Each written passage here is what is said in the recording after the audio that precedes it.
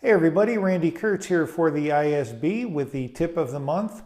Thanks for your suggestions. Please keep them coming. This month I've been asked to review tennis elbow.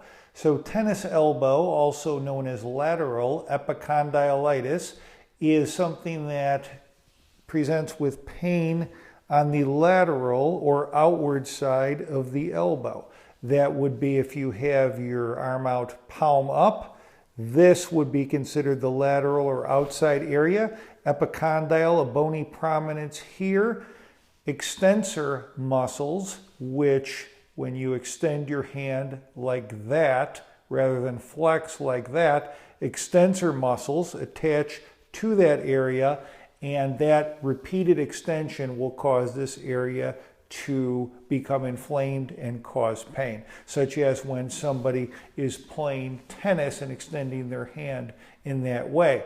That being said, in 17 years, nobody has ever come to me as a tennis player and said, this is my problem.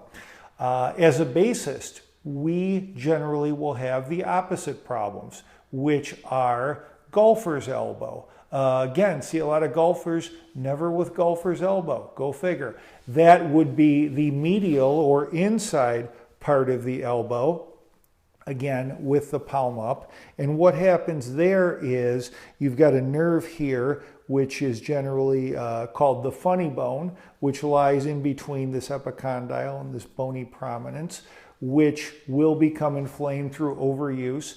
And as bassists, you can see how that can easily happen. We're going to be flexing our wrist a lot, causing these flexor muscles to tighten up, and which will cause tendons to become inflamed and pain in that area. A little more complicated with the ulnar or the medial area. You can have pain at the elbow or sometimes at the wrist too, or anywhere in between. Treatment for either one of these conditions, pretty straightforward. For the tennis elbow, lateral epicondylitis, ultrasound, acupuncture, always good choices. For the medial, same kind of thing. Sometimes can take a little bit longer, and sometimes because of one of these problems or the other, one will, by compensating to try to avoid pain, cause the other condition to develop. So if you feel it on both sides, maybe down here and wrapping around to the top, both medially and laterally, that can be, again, through compensation. One note, I know a lot of players like to ice these areas afterward, thinking that that may help to reduce the inflammation, especially after playing, which it does.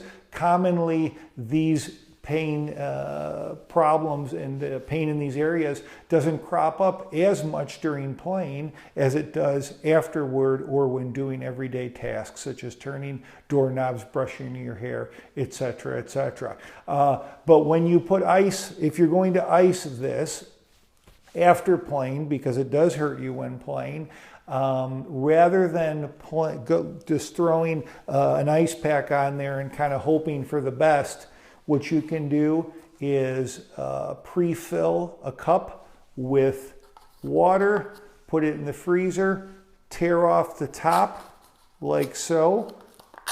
Then you'll have an applicator with water, frozen obviously, and that will stick up over the bottom inch or so that you tear off, and then you can use that and be more specific to the places that need it rather than freezing the whole thing up, which will cause muscles to tighten up unnecessarily. You can do that in slow rolling motions here, here, wherever the pain may be, but again, slow motions, continuous motions, not just putting it on there and leaving it on there, are going to be better to help to rectify this situation if you're icing after playing because you have playing during performance. That's it, Randy Kurtz. Again, keep the suggestions coming.